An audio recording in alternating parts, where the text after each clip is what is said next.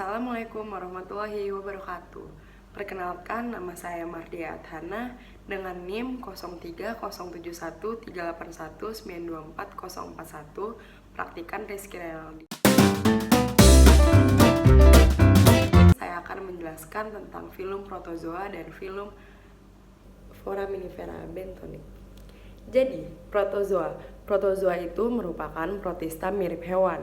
Secara garis besar, pengertian protozoa itu merupakan organisme seluler yang sifatnya itu eukariotik. Dia itu tidak memiliki dinding sel, dan juga dia heterotrof dan juga dapat bergerak. Nah, protozoa sendiri itu memfungsikan alat geraknya, yakni ada pseudopodia yaitu kaki semu, silia rambut getar, atau flagella bulu cambuk.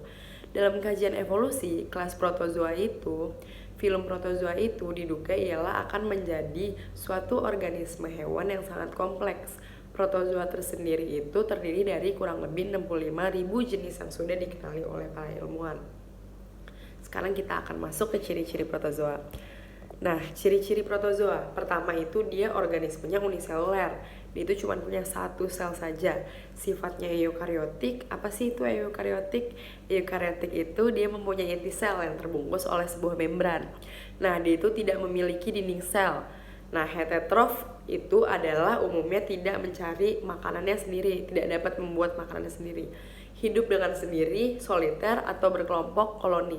Hidup secara bebas secara parasit, bebas, dan sporofit.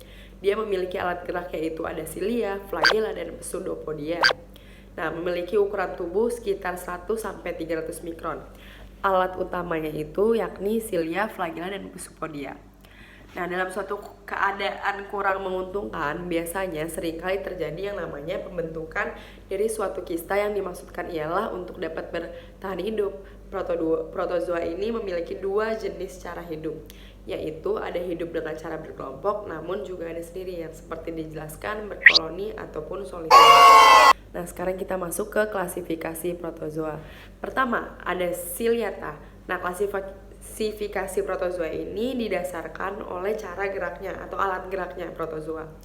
Nah, pertama ada Ciliata. Nah, Ciliata ini jenis protozoa yang bergerak dengan memfungsikan silia, rambut getar. Contohnya ada Paramecium sp. Sekarang ada Rhizopoda atau Sarcodina. Jenis protozoa yang bergerak dengan memfungsikan pseudopodia ini kaki semu. Contohnya adalah Amoeba sp. Sekarang ada Sporozoa atau Apicomplexa. Nah, salah satu jenis protozoa ini sangat unik karena dia tidak memiliki alat gerak. Contohnya ada Plasmodium sp. Yang terakhir ada Flagellata atau Mastigophora. Jenis protozoa yang ini bergerak dengan flagel bulu cambuk. Contohnya itu adalah Trypanosoma sp. Nah, protozoa ini bereproduksi dengan cara seksual maupun aseksual. Baik, selanjutnya saya akan menjelaskan tentang Foraminifera benthonic. Benthos itu apa? Benthos itu adalah organisme yang hidup di dasar perairan substrat, baik dia sesil, merayap, atau menggali lubang. Benthos itu biasa hidup di pasir, lumpur, batuan, patahan karang, atau karang yang sudah mati. Nah, istilah foram besar ini diberikan untuk golongan forabenthos yang memiliki ukuran relatif besar, jumlah kamar yang relatif banyak, dan struktur dalam yang kompleks. Umumnya, foram besar ini banyak dijumpai pada batuan karbonat, khususnya batu gamping, terumbu, dan biasanya berasosiasi dengan alga yang menghasilkan karbonat juga untuk tes foram itu sendiri. Nah, untuk klasifikasinya itu, ordo Foraminifera ini memiliki bentuk yang lebih besar dibandingkan dengan lainnya. Sebagian besar itu hidup di dasar laut dengan kaki semu dan timal Letuculaceae. Juga ada yang di air tawar tapi seperti familia Agloromidae. Nah, dia itu memiliki satu kamar, monotalamus, atau yang lebih, dipisahkan oleh sekat-sekat atau septa yang disebut sutur. Aperturnya itu terletak pada permukaan septum kamar terakhir. Hiasan pada permukaan tes ikut menentukan perbedaan tiap-tiap jenis Foraminifera benthonic. Foraminifera benthonic besar itu digunakan baik untuk penentuan umur relatif batuan. Pengamatannya itu dilakukan dengan sayatan tipis. Biasa yang kita lakukan pada praktikum, yaitu ada sayatan tipis secara vertikal, horizontal, atau miring di bawah mikroskop. Keberadaan hewan benthos pada suatu perairan ini sangat dipengaruhi oleh berbagai faktor lingkungan, baik biotik maupun abiotik. Nah, kegunaan foram benthos ini dalam dunia geologi, yaitu menentukan umur relatif batuan sedimen dengan menggunakan bozonasi. Forum besar menentukan lingkungan pengendapan. Selanjutnya saya akan menjelaskan tentang pengenalan foraminifera. Nah, ini foraminifera ini pertama kali muncul pada zaman Jura yang diwakili oleh golongan Globigerinidae. Selanjutnya, golongan ini berkembang secara meluas meningkat terus hingga zaman tersier dan kuarter. Ukuran fosil dari foraminifera ini tersendiri itu berukuran sangat kecil hingga disebut dengan fosil mikro yang umumnya lebih kecil dari 5 mm. Dalam pembagiannya foraminifera itu ada foraminifera plantonik sama bentonik. Nah, kegunaan dari foraminifera tersendiri ini ada untuk menentukan umur relatif batuan dan batuan yang mengandungnya, membantu dalam studi lingkungan pengendapan atau fasies, korelasi stratigrafi dari suatu daerah dengan daerah lain, baik korelasi permukaan ataupun bawah permukaan. Nah, dan dia itu juga membantu menentukan batas-batas suatu transgresi dan regresi, misalnya dengan menggunakan foraminifera, bahan penyusun dari biostratigrafi.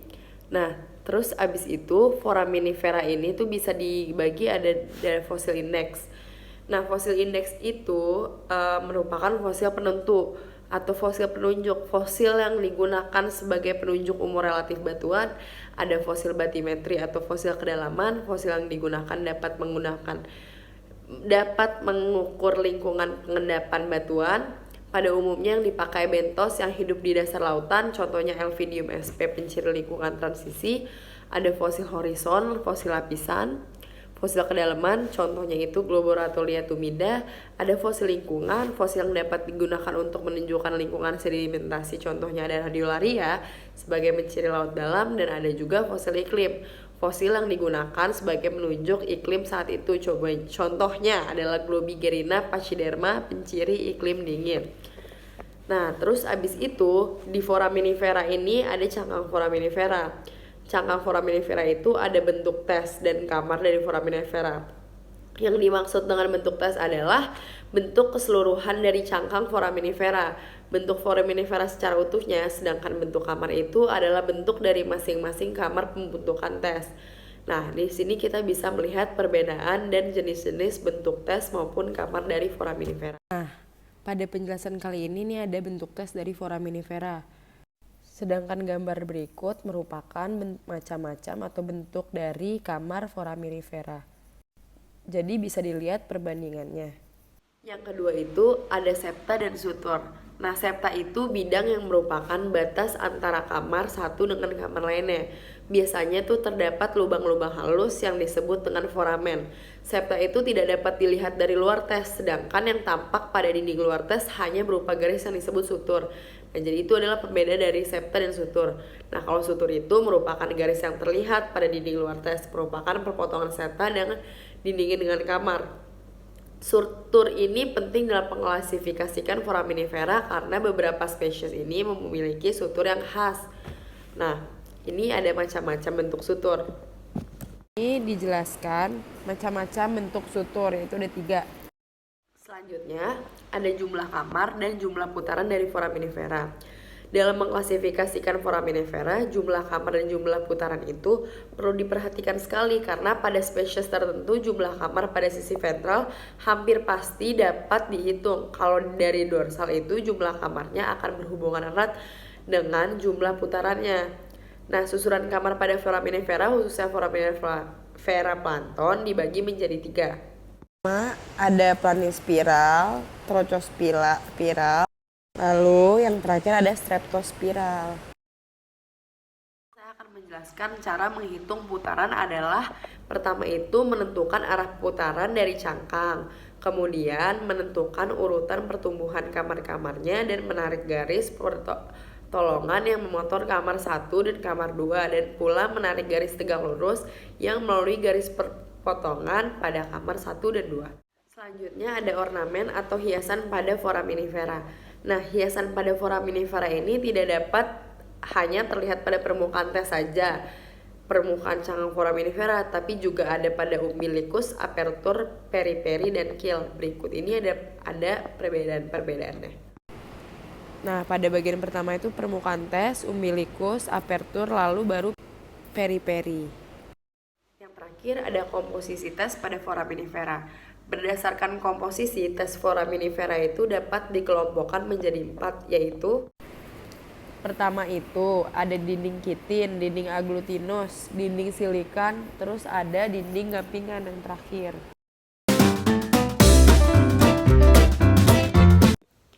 Sekarang saya akan menjelaskan tentang foraminifera plantonik. Nah, foraminifera plantonik ini pertama kali muncul pada zaman Jura yang diwakili oleh golongan Globigerinoidea. Selanjutnya, golongan ini berkembang secara meluas meningkat terus hingga zaman tersier sama kuarter. Dan kuarter, ukuran fosil foraminifera berukuran kecil sehingga disebut juga sebagai fosil mikro. Fosil mikro itu umumnya berukuran lebih kecil dari 5 mm. Nah, plankton itu adalah organisme mikroskopis yang berada di permukaan perairan. Plankton sebagai sumber makanan bagi organisme yang hidup di perairan. Plankton itu adalah makhluk yang hidupnya mengapung, mengembang, menggambang, dan atau melayang di dalam air, yang kemampuan renangnya terbatas sehingga mudah dibawa arus. Nah, sekarang untuk mengetahui foraminifera plantonik ini, kita ada tata cara, tahapan cara untuk mendeskripsikan foraminifera plantonik. Pertama-tama di dalam pendeskripsian foraminifera plantonik itu ada penentuan genus maupun spesies. Yang harus diperhatikan itu ada susunan kamar. Yang kedua ada bentuk dari kamarnya itu. Yang keempat, ada jumlah kamar dan jumlah putaran. Nah, untuk perhitungan jumlah kamar pada foraminifera plantonik ini dimulai dari putaran kamar yang paling kecil sehingga putaran yang lebih besar. Jadi dari yang kecil hingga yang besar. Nah, terus ada apertur. Apertur itu merupakan lubang utama dari tes foraminifera yang terletak pada kamar terakhir. Khusus foraminifera plantonik, bentuk apertur maupun variasinya lebih sederhana. Umumnya mempunyai bentuk apertur utama interiomarginal yang terletak pada dasar tepi kamar akhir sepal face dan melekuk ke dalam. Terlihat pada bagian ventral atau perut. Ada komposisi tes seperti yang sudah dibahas pada pembahasan sebelumnya dan juga ada hiasan ornamen. Nah, sekarang ada pembahasan tentang pengenalan genus dan spesies foraminifera plantonik. Di tabel berikut ada pengklasifikasian dan pembagian-bagian dari 13 genus foraminifera plantonik. Nah, kalau di foraminifera bentonik ini dikenal dengan istilah CCD atau disebut juga dengan Carbonate Compensation Depth, yang memiliki pengertian batasan suatu batuan karbonat dapat terlalut pada lingkungan laut. Nah, kalau di bentos ini ada susunan kamarnya juga. Susunan kamar pada foraminifera bentos ini dapat dijelaskan pada penjelasan berikut. Ini merupakan cangkang dari politalamus. Ini ada cangkang dari monotalamus dan politalamus juga.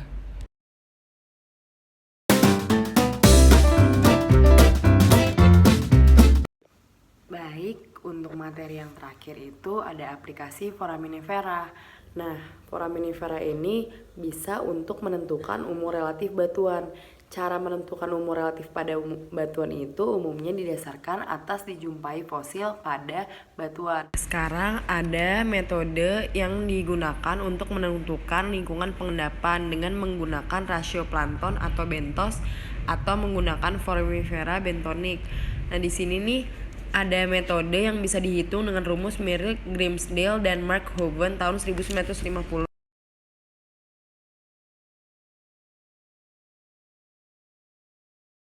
Nah, di rumusnya ini kita pertama-tama menghitung kuadran tiap mesh.